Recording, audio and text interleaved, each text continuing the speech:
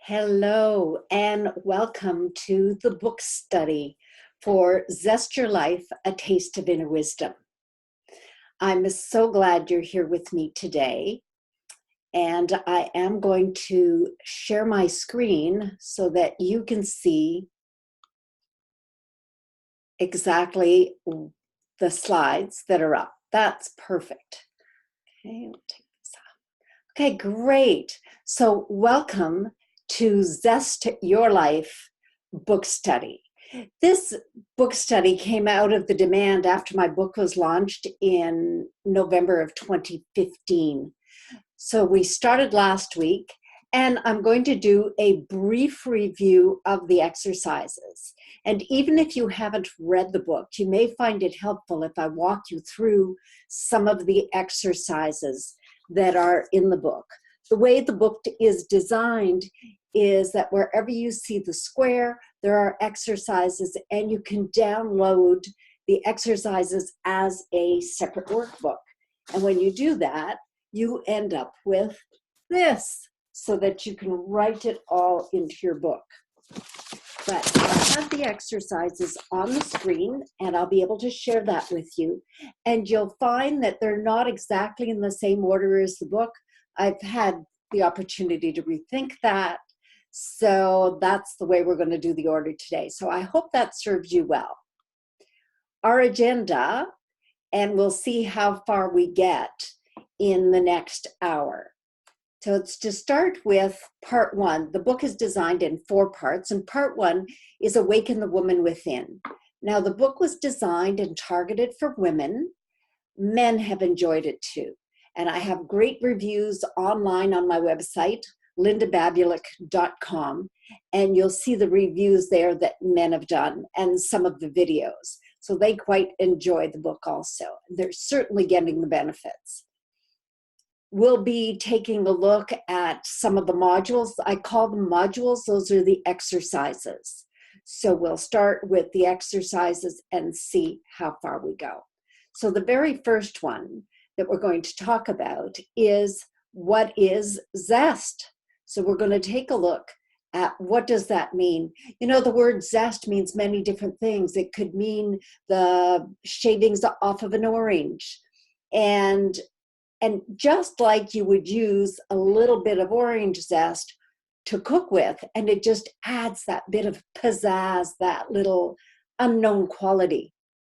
That's the way zest can be used in your life. It became an acronym well after I had named the book Zest Your Life, A Taste of Inner Wisdom. So I use those letters. So the Z is to get crystal clear and focus on what it is that you want in your life. Do you know how you want your life to be? Emotionally, physically, mentally, and spiritually. How would you like your life to be in each one of those aspects?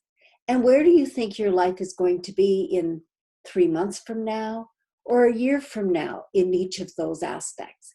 If you're not completely satisfied with where you are now, and most of us aren't, we want to continue growing, we want to continue learning.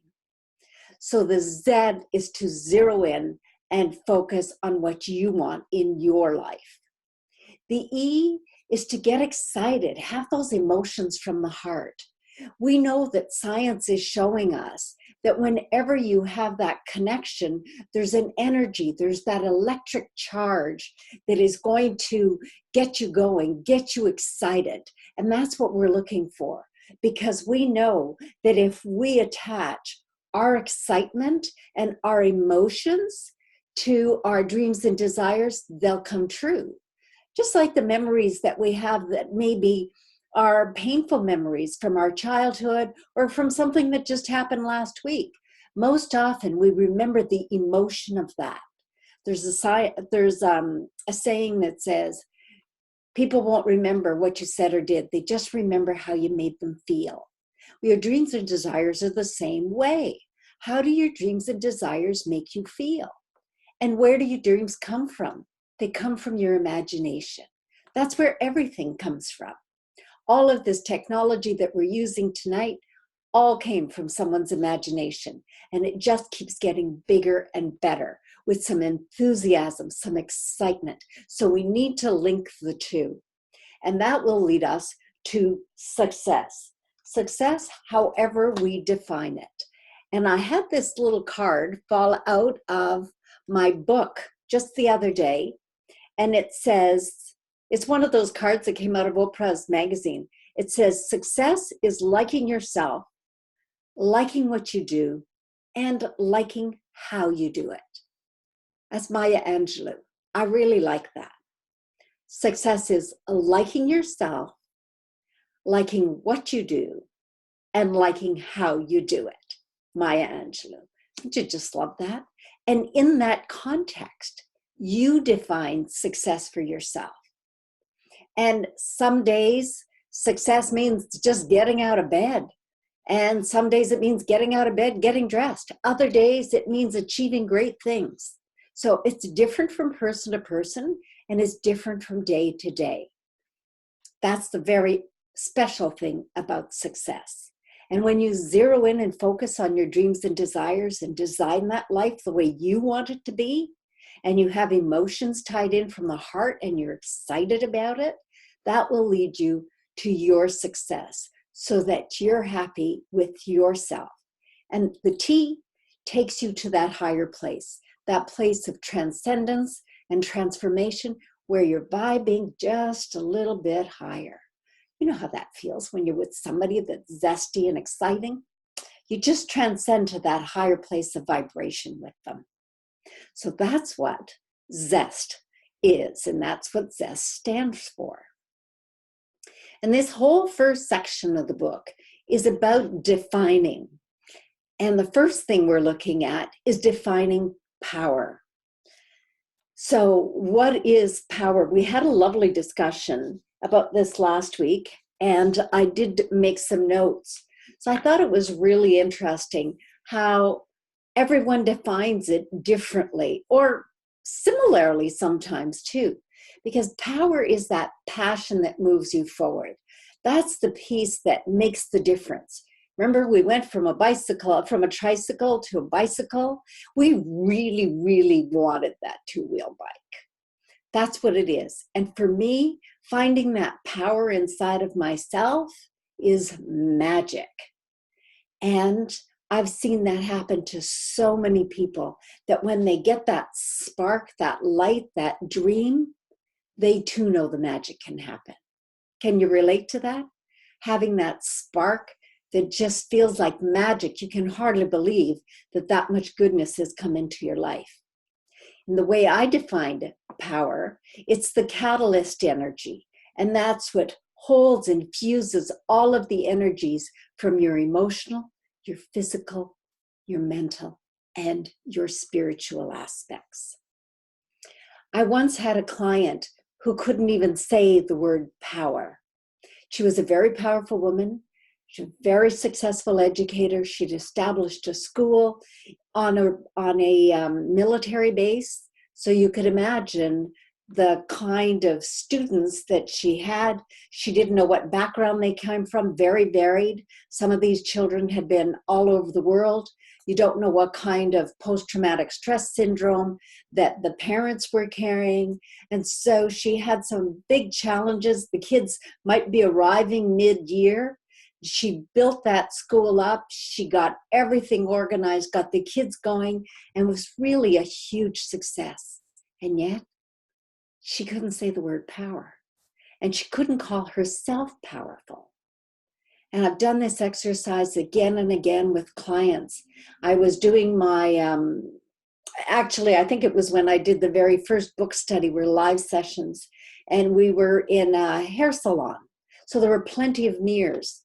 And I asked the women to each stand in front of a mirror and just look it square on and say, I am powerful. And they couldn't all do it. They had no problem, though, looking another woman in the face, hands on shoulders, and saying, you are powerful. That's much easier for them to say it to themselves. And when they received it and someone said, you are powerful, Try that on for size. You are powerful. How does that feel? Can you hold that in your heart? And can you hold that and just take that in? How does that feel when you hear those words, that you are powerful? And if you ever doubt how powerful you are, just walk through them all.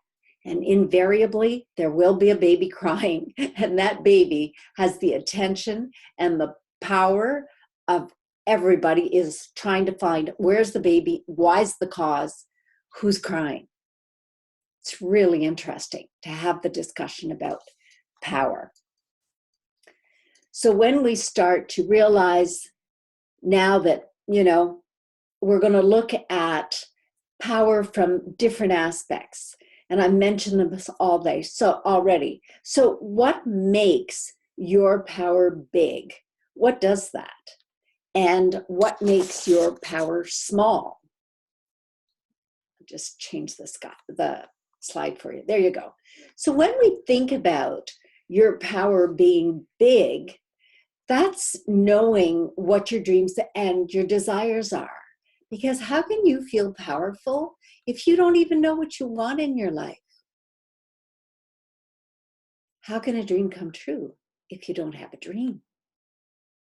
So it's really important to be able to look at our power from those different aspects. How does your power feel emotionally? Do you feel strong, stable? Do you feel happy? Do you feel like you're vulnerable to the point of picking up other people's energies emotionally?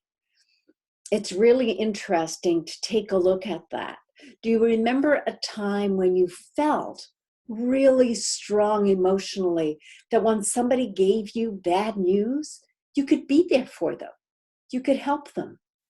You could guide them because you stood in your own strength and power emotionally. Do you remember a time when you did something that you didn't think you'd ever do? You thought, oh, there's no way I would crack up if I ever had to do that, if I was faced with that situation. And then you faced it and you did it. I know when I was just 17, my younger sister and I took care of my mom while she was going through her last piece of her life till she passed away from cancer. She was only 47. And I look back now and I think of what we did and how we were able to do that. I was 17, she was 13. I look back on that and I'm astounded that we were able to do it. And we held ourselves together and we got it done. Have you got those times in your life when you look back, you go, wow, I was really strong. I was able to do that. How's your physical body? How do you feel when you're connected to your power? When you pick something up and you go, that didn't weigh as much as I thought it would. And you feel like you're breathing deeply. You ever had a really bad cold and you couldn't breathe? And it's so hard to get that deep breath. And then when your cold passes, you feel so great just to be healthy again, just to be able to breathe. That's another aspect to take a look at it. How do you feel when you're strong? How do you feel physically when you get up in the morning? How do you feel physically when you go to bed at night? And mentally, how do you feel? What are your thoughts? Are your thoughts taking you always down the same dark place? Is your cup half empty or is it half full? That's the mental aspects, because our thoughts create our feelings. The emotional center is connected to the mental center. There's a straight line connecting the two. So what our thoughts are will influence what our feelings are. So it's good for us to be conscious of that. Do you feel alert, conscious, powerful? I've just been knocking off the sugar, just trying to stay away from sugar for the last couple of weeks. And what a difference it's made to my level of alertness. I don't drink soft drinks. I haven't been able to have them in years. And maybe it was the sugar back then. Like I'm talking 25 years. And since I've had, anything like Coca-Cola or anything like that. And then just the last couple of weeks, taking away the sugar has gotten my mind, my mental aspect is feeling much better. How do you feel in your spiritual aspect? Do you connect to your own higher self, the great divine, the spirit, whatever it is, your God, your goddess?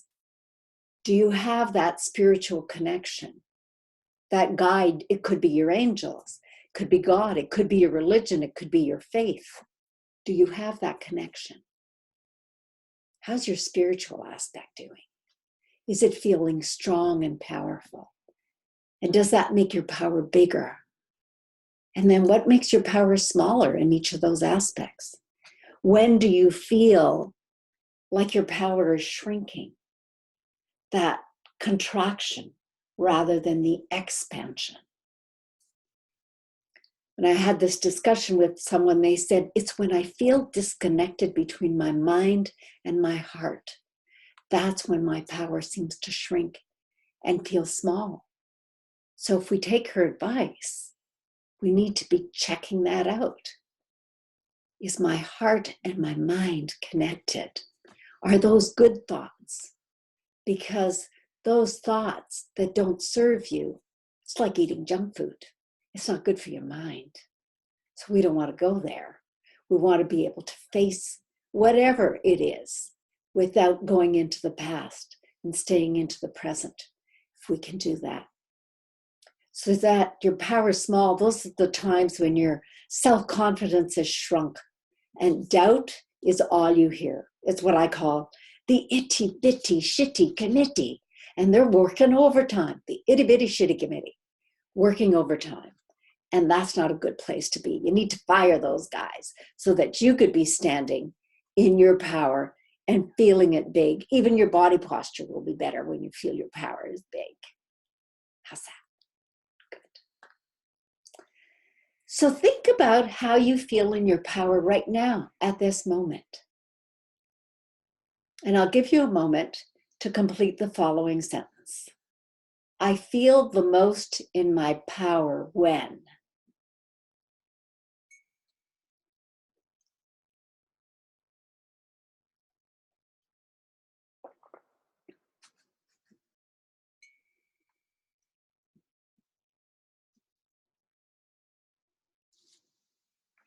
And I feel the least in my power when.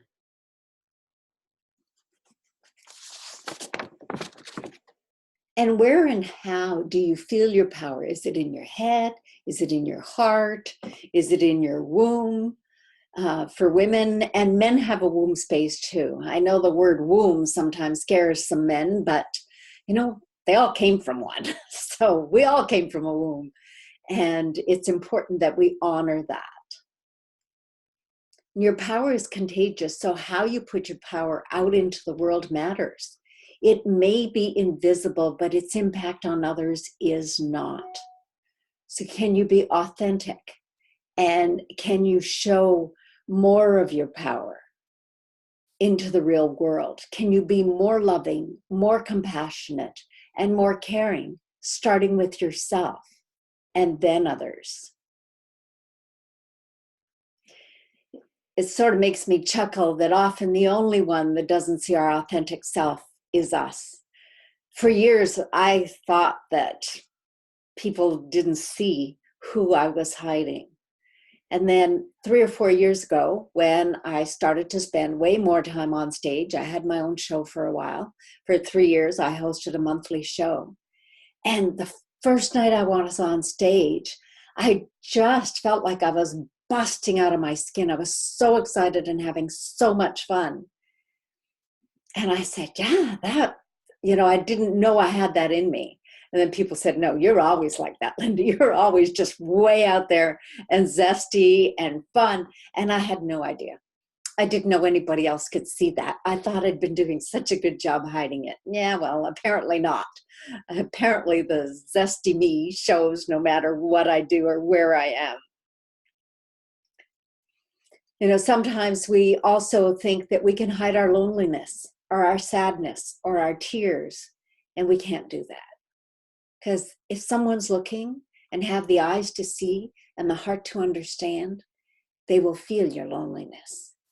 They will feel your sadness. They will feel your sorrow and what you've gone through. And we need to have compassion for each other and know that we've all had those painful moments. We've all been in those painful places. Heck, birth is painful. Just coming out of that womb is not easy. And for some people, that's a really big challenge, just to be born. So yes, we've had pain, we've had challenges, but we're here today.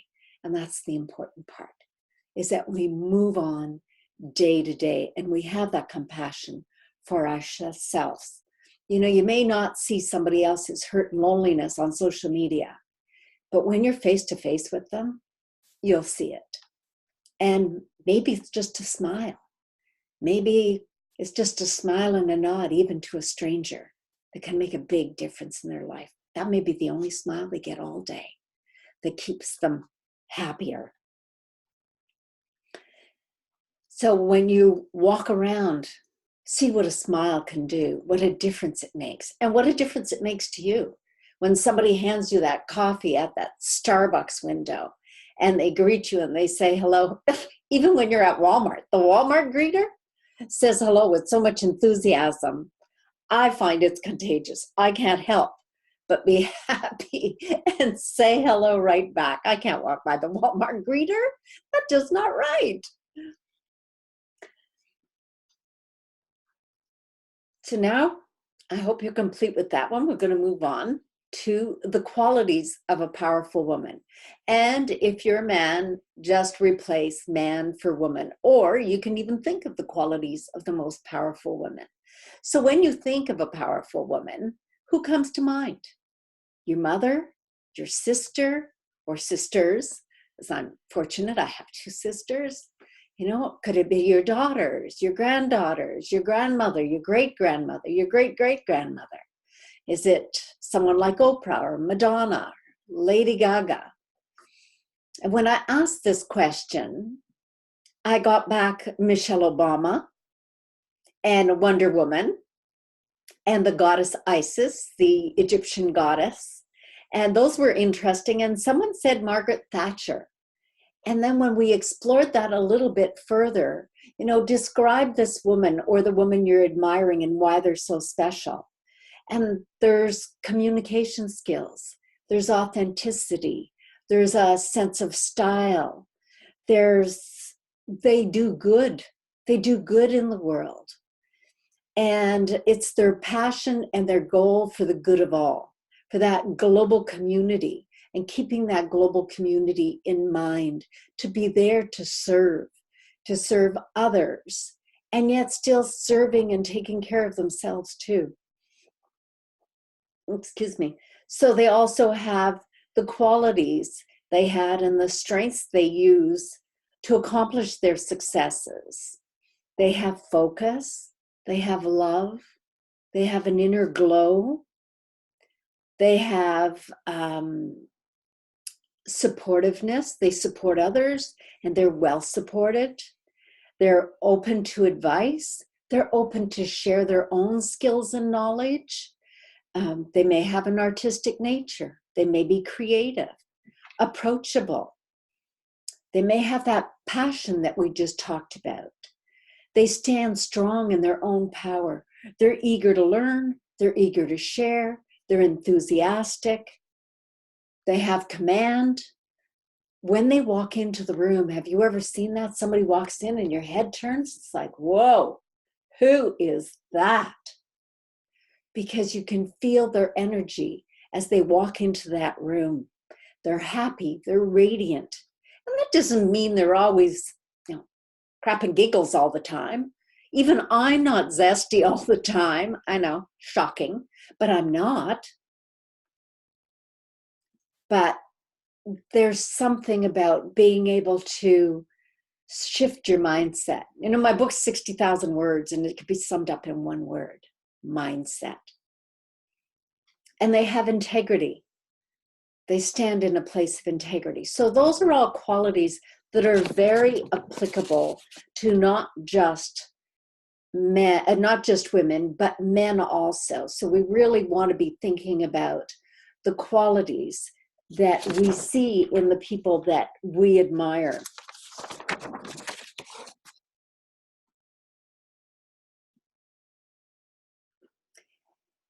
And throughout the book, there are affirmations. And when you have the book, you can sign on to the website that gives you the book bonuses. And I have the exercises so that you can print them in a workbook, as I mentioned. And there are also all of these affirmations that are in the shaded spot in the book. The affirmations are formatted so that you can print them on mailing labels, Avery mailing labels. And then you can just peel them off. And I know people that put them on their phone, they put them on their fridge and change them all the time. So those are these affirmations, and a great way you can use them. So the affirmation from what we've just talked about is, my power is contagious. And it is. And whether you're exuding, love and beauty, or you're exuding fear, it's going to be contagious. So we want that to be positive power. We're not talking about coming from a place from ego. We're talking about the power from the heart. And how I put my power out into the world matters. Those are the affirmations. And speaking of affirmations, when I'm working with my clients, I'll often hear them say something. We work a lot on language, because what you say, whether it's positive or negative, reflects a belief, and it could be a negative affirmation. So when you say, I could never do that. I had one client that said, I can never do a Facebook Live. And she's doing them now, and she's great at it, very authentic. And she's having fun doing it. But when you say, I can't do that, or I won't do that, that's affirming the negative. And that may be planted into a belief that you have. So you may want to take a look at those and have only positive affirmations into your life. So this affirmation, my power is contagious. How I put my power into the world matters. It makes a difference. So we talked about all the qualities in these women or men. What qualities did you recognize in yourself? Are any of those qualities your qualities? I have the big list here because I've done this exercise live and I kept my notes. So do you have that love in your heart? Are you creative? Do you have an artistic nature? Are you eager to learn? I could pretty much say you must be eager to learn, because we're a half an hour into this webinar and you're still watching. So I really want to thank you for being persevering and sticking through it. So it's great to have you. What are those qualities that you have? Do you have passion? Do you want to make a difference in the world? You probably already are making a difference. And write down those qualities that you recognize in yourself, because we can't always see our own beauty and strength. So you may need somebody else to say to you, you're creative, you're powerful, you're funny, you're smart. All of those things are really important. And when somebody gives you a compliment and a reflection and says that to you, don't slough them off. Don't say, no, that's nothing. Just say thank you and hold that in your heart, because those are important things for us to hear and to know, and important how we talk to ourselves. So can you now see the qualities that have given you the strength in your life? And what are the qualities that you're developing and expanding to become a powerful woman or a more powerful woman? You may want to make a note of that. What are those qualities that you admire in someone? I have a big sister, and she has a calm and a peace about her that I really admire. I want that quality. And so when I'm trying to practice that, that's who I think of. I have her there right in front of me. And I have a mentor that has this quality where when she speaks to you, you feel like you're the only one in the room. And I've seen people lined up to speak with her, and it's like she was talking only to me. Her energy was completely connected to my energy. I love that quality. So I've been practicing doing that myself. I try to give my full attention wherever I am and to whoever I'm speaking with.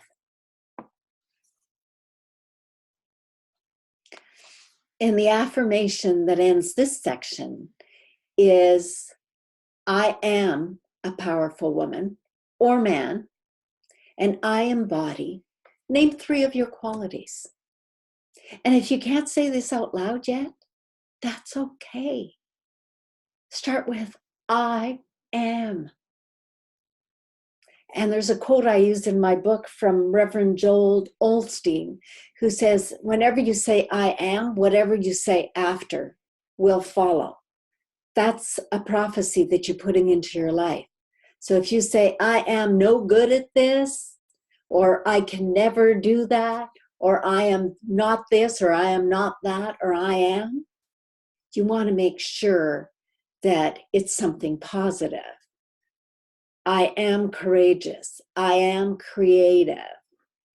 I am powerful. And what are the 3 qualities that you would add after that? Well, we know you're persistent. We know that you have good follow through because you're watching the webinar. We know you're eager to learn.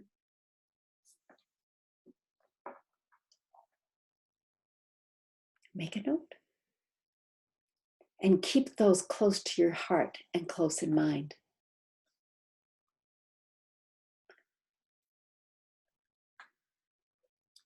In module 3 is accessing your power-filled stories. So if you have the book, it's in chapter 1, page 33. The references were on the screen. I just didn't give them to you earlier. So we've got a few minutes, about 15 minutes left. So what power-filled stories come to mind? It's a 2-part exercise to harvest, I love that expression, to harvest your power-filled stories. So you could do this alone, but it's so much more powerful and so much more fun to share your power stories with other people. And keep in mind that the power-filled moments are unique for everybody and they're personal.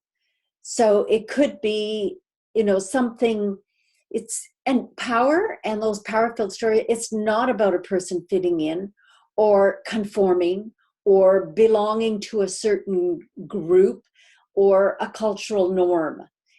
That power is a returning to your individuality and your autonomy and freedom. And the phrase that's being used so much now is your authenticity. But let's try some other words. Your individuality. You remember that one? Yeah, your individuality and who you are when you're standing there. And it's power is that strength and it's positive feelings. That's how I use the word power throughout the book. That power that you had when you did that thing that you didn't think you were strong enough or brave enough to do. So think about that moment. That's one of your power-filled stories. So it was a time when maybe you took care of someone who wasn't well. Maybe somebody took care of you and you let them. We're not very good at that. But sometimes that is your power. It's your power when you let somebody else help you. Because not only is it helping you, it's helping them when they're helping you. Because we know how great it feels when we help others. Or it could be a situation where something came up, something happened. It could be a situation at work. You might have seen a moment of injustice and you stepped in. It's something like that. So those are the power-filled stories. And you look back and you're astonished at that power moment. So I'll give you a moment to think about that.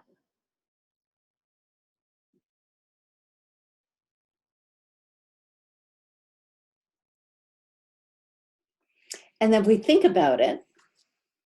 Just a sec. And you go back to module 2, which was using those 3 qualities that you have. I am a powerful woman and I embody these 3 qualities. Think of a time that reflects how you define as power. It might be a goal that you set and accomplished, or an unexpected tragedy that you overcame. It could be a loss of someone that you loved. And stay connected to that story that comes to mind until you can feel it in your body. And then what we want to look at is, what are those feelings? Because those feelings are your definition of power.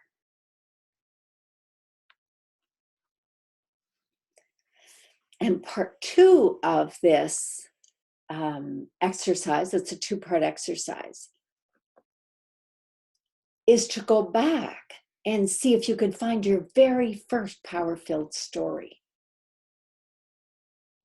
And you could make a list of all of those times. You might have been very young. You might have been in grade 1 and one kid pushed another kid and you took care of that child, whatever it was. What was that very first time that you had that power-filled moment? Because when you think about those power-filled moments, that reinforces your understanding, and it anchors your belief that you have been powerful for a very, very long time. You might have forgotten your power. And the discussion I just had today was that you can never lose your power. You give your power away. We give our power away to our partner, to our children. It could be to our parents, or it could be to a boss. But they can't take your power away. Think about it. Mm-hmm. And when you decide to take your power back, you're not going to give it away again. I tell a story in my book about a woman who was at work, and when she came back from her leave, the power structure changed in her office and she was feeling vulnerable. And when I had that conversation with her and said, you need to take your power back because you let it go. And she went, yes. And that moment, her mindset changed. And I had that same discussion today with a client. She was shocked to know that she had given her power away. And she was shocked to discover who she had given her power to. So when we discover our own power-filled stories, it's really important for us because it gives us that courage to dream, to hold that feeling, and then you could expand your power. And just feel it in your body. Feel it in your womb, feel it in your heart, and think about your power. Just allow it to flow into your life, because that's a very important part of us. And often we're really good at replaying our pain tapes and, oh, this awful thing happened and that awful thing happened. And then we just escalate those negative stories. But why don't we replay our power stories? I remember when I did this and it was great. And it makes you feel good. I have a file folder full of thank you cards and letters that people have sent me about, you did a great job or you said something that meant something. I keep those and I reread them because they're my power-filled stories through the eyes of someone else, granted. But they're my power-filled stories and I want to hold on to those. So take a moment and congratulate yourself that you do have power-filled stories. You know, we get very excited other people power-filled stories, and we get very excited about their victories. But we have our own power-filled stories. We've all been around. We all have those stories.